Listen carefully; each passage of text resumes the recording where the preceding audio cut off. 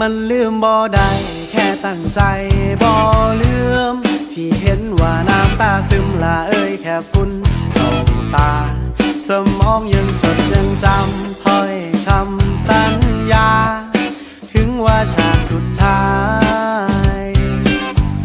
สองเฮาคือเลิกรา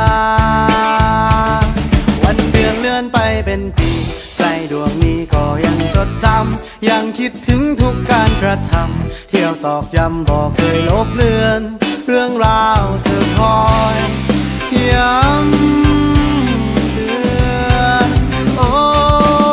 ยลืมบ่ลงและคงบ่ลืมเพิ่มเต็มคือคิดฮอดยังจดจำห้อยกอดที่ฝากเอาไว้ฮอดหน้าหนาวแล้วเด้อปีนี้เธอไปกอดไปยามลมหนาวสูนกายคิดฮอดกันบ่นอลืมบ่ลงและคงบ่ลืมมันทักลืมเจ้าหูบ่แค่อยากขอให้เจ้าหับหูคิดฮอดเด้อโอ้โอ้โอ้โอ้โอ้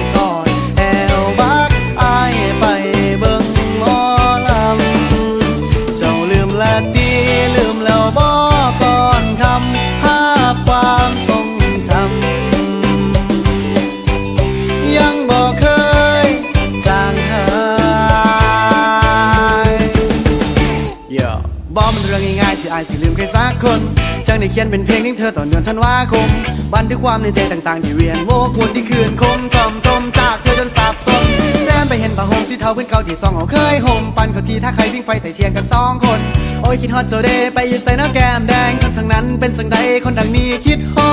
ตแหงวันเดือนเลื่อนไปเป็นปีใจดวงนี้ก็ยังจดจำยังคิดถึงทุกการกระทำเที่ยวตอกย้ำบอกเคยลบเลือนเรื่องราวเธอคอยย้ำ